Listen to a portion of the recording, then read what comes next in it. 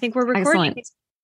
Yes, we are. Welcome to First Impressions, the podcast where we talk about our love for Jane Austen and give a big middle finger to all the haters. Welcome to this Minipod. We are delighted to welcome back Rose. You may know her as Sarah Rose Kearns. We previously had her as a guest to talk about her adaptation of Persuasion to the stage. And we're delighted to have you back again. Welcome, Rose. Thank you. Thank you so much for having me on. It's great to be here. Hi, Rose. Hi, Maggie. We're being a little informal because we have an important piece of news to broadcast to everyone. And as you may know, if you're a frequent listener, I routinely sit on these things for a month or more before I get around to editing and posting them because life gets in the way. So we're here to do a mini pod and to let Rose share some exciting news. Thank you. Well, I did want to talk a little bit about this online event that I'm planning for the weekend of August 13 and 14, 2022, which we're calling Open to Persuasion, a mini conference on Jane Austen's last completed novel. I'm putting together, it's all coming together very last minute, but we've got some panels that I think will be quite interesting. We're doing a panel on adaptations, actually, of from the point of view of artists who've adapted Persuasion into different media. So I am the only person who's dramatized it. It's two other people who've written novels inspired by Persuasion, and a choreographer who is doing a ballet inspired by all of Jane Austen's heroines, as well as Jane herself. His name is David Fernandez. He's a member of Jasna New York here. So he's going to be talking about the Anne Elliot section of his ballet. And the other writers are Noreen Mughees and Damianne Scott, who both are novelists. I love this. And it will be moderated by Janet Saidi of the Austen Connection podcast and newsletter, who is so wonderful. I've spoken to her a couple of times too. This sounds awesome. So this is just one of the panels of the multiple events you'll be having? Yes, that's right. That will be at, that's scheduled for 5 p.m. Eastern on Saturday, August 13th. And then immediately after that, we're going to have 2 scholars talking about character development and psychology in Persuasion. Oh my gosh. Wendy Jones, who's the author of Jane on the Brain, this fantastic book about Jane Austen and neuroscience. She in the book she's a fellow Anne Elliot stan, and so she talks a lot about the characters in Persuasion, in particular about how great Anne is and like all the personality disorders that everyone else has. And she also has a column for Psychology Today for their website, where she's written several times about characters in Persuasion and the power of narrative therapy. And the way that sort of Anne helps Captain Benwick revise his own story and revises hers over the course of the novel. It's really interesting perspective. I find her work so fascinating. And then the other scholar on that panel is Jocelyn Harris, who wrote the book on Persuasion. It's called A Revolution Almost Beyond Expression. I think it came out in the 80s. It's sort of the definitive, in my book, the definitive standalone work of criticism on Persuasion specifically. I think it's out of print. I was very lucky in that I found a used copy at the Strand bookstore while I was working on the first draft of my novel, because my stage adaptation rather. Because I'd heard it mentioned, and then I looked it up and it was like $300. And then I found it at the Strand for $20. And then I read it and I was enchanted. And I thought, gosh, I really want to hear this person speak. Who is this Jocelyn Harris? And I looked her up, and she lives in New Zealand. And I thought, I'll never get to talk to her.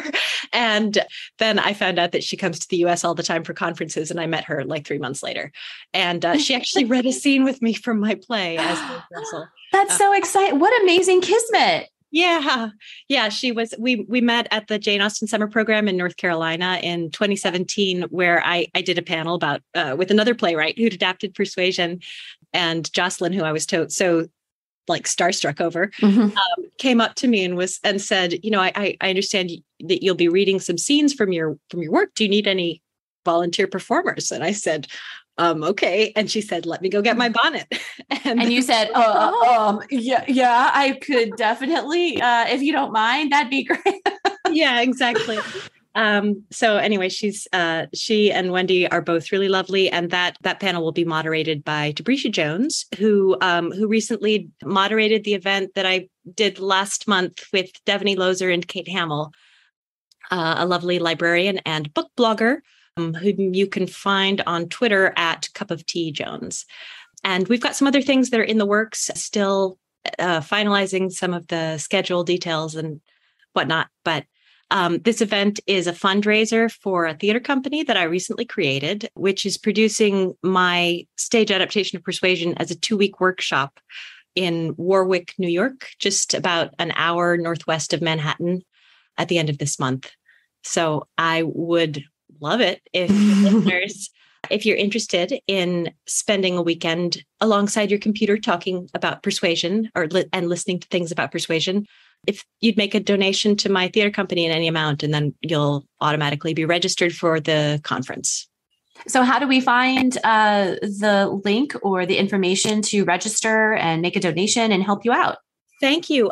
Well, so the theater company is called The Holy Theater. It's that's a reference to an essay by Peter Brook, who just died. It's a chapter from his 1968 book, The Empty Space, where he talks about different sort of modalities of theater and what theater can do. And one of his chapters is called The Holy Theater,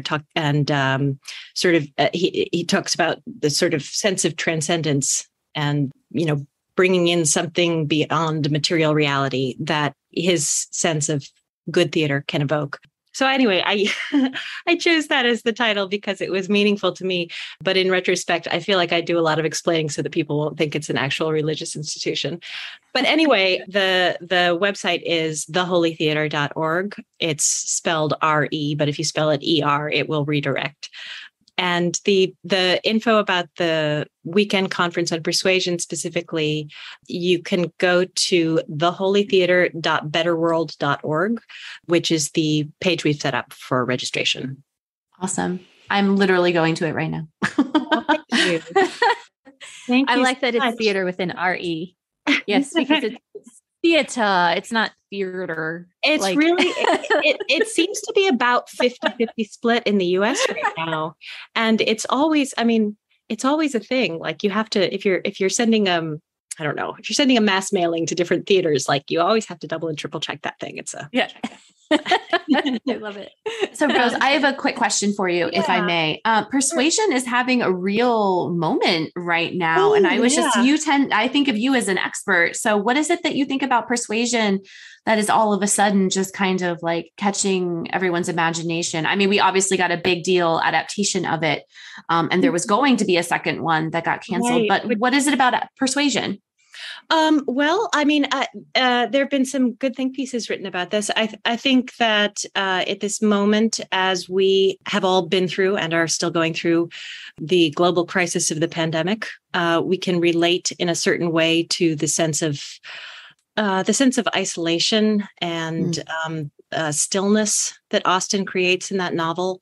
Obviously, it's a post-war novel, right? So there's a sense of people coming back together after being separated, not just the two central characters, but communities of people sort of reintegrating.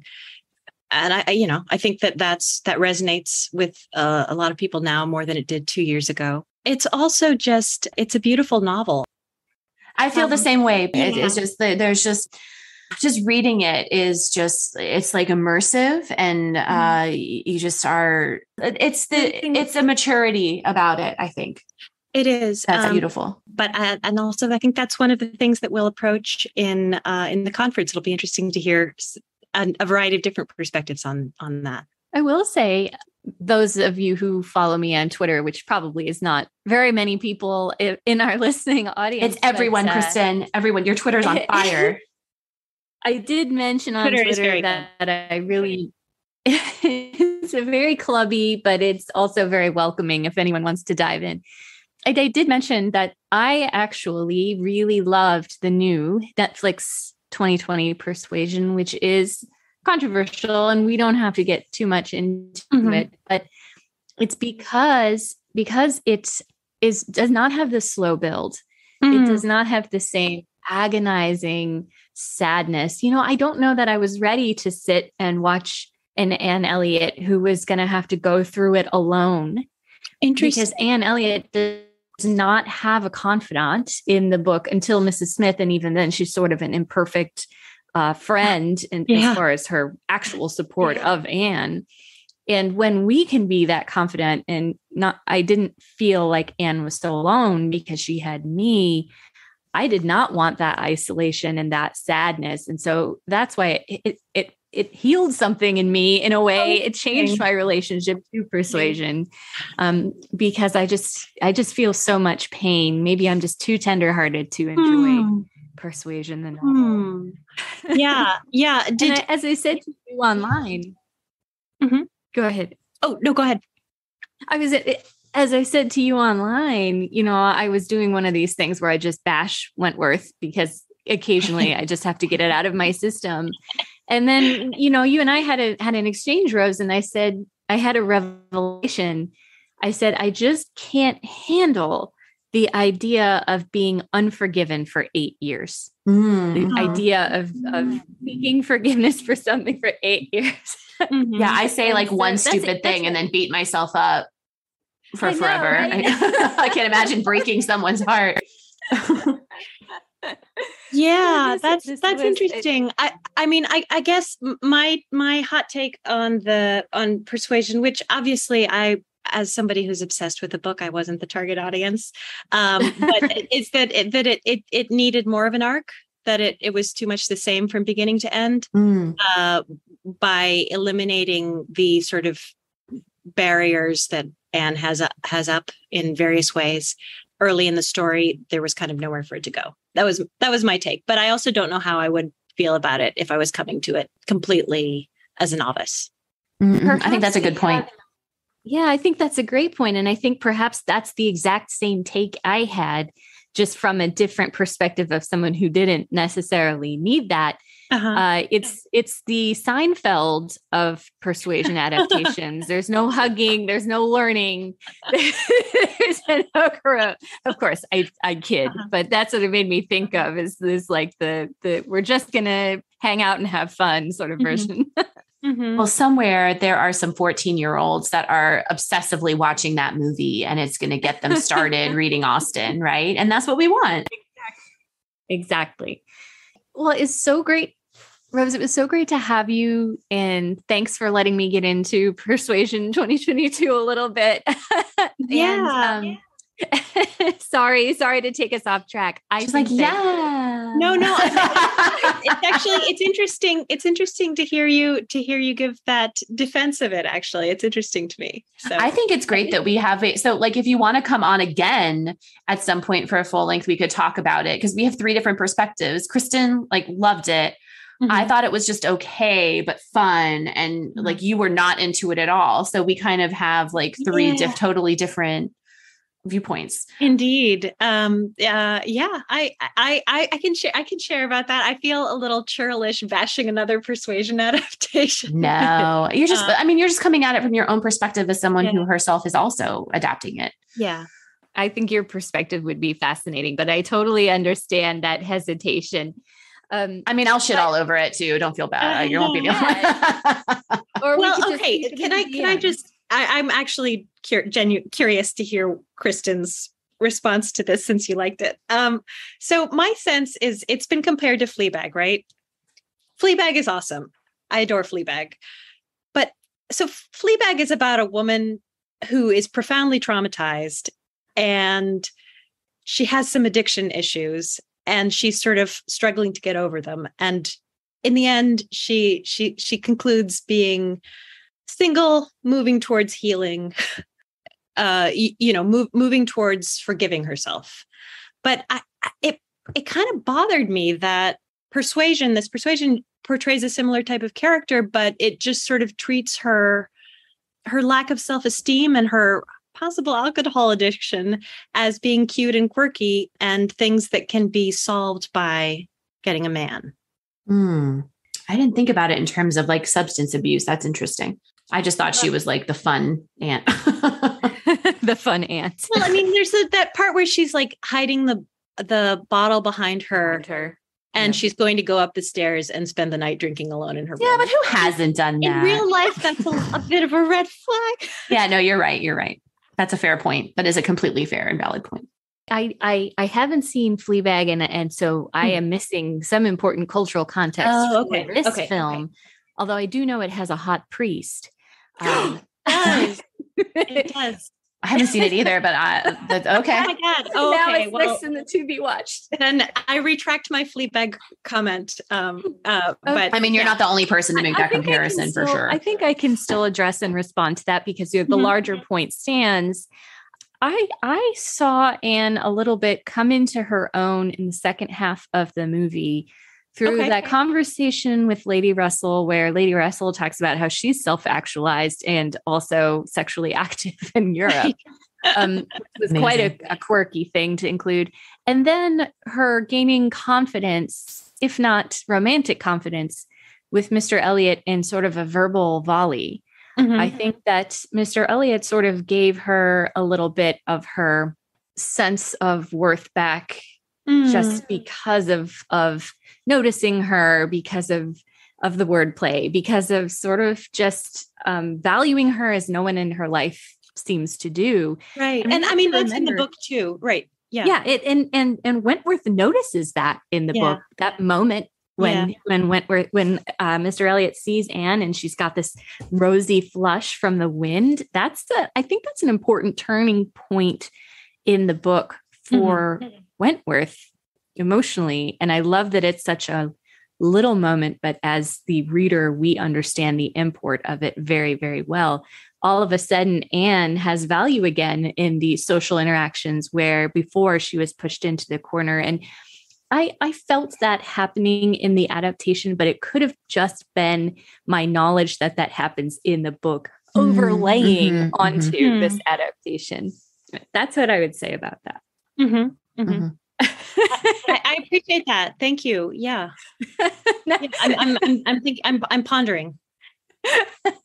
Feel free to ponder and counterpoint. Well, I really, I do appreciate you doing this. It's so nice of you to have me back on. Yeah, I want to get the news out about the event. I want everyone to know and have that chance to register. The way that you've described the panel and the discussion of the scholars sounds absolutely fascinating. A side note, Maggie and I saw Jocelyn Harris at JASNA 2019 in Williamsburg. Oh, and she was an absolute delight. And she's lovely. She's lovely. And she believes the Rice portrait is real. Oh, I didn't know that. Can you believe that shit? No, I'm just kidding. Fun fact. Yeah. Well, I put the conference on my calendar. Wonderful. So I can attend. So Rose, do you mind sharing the URL again for the listeners to register? Not a bit. Actually, could I go back and insert one other conference panel? Oh, please.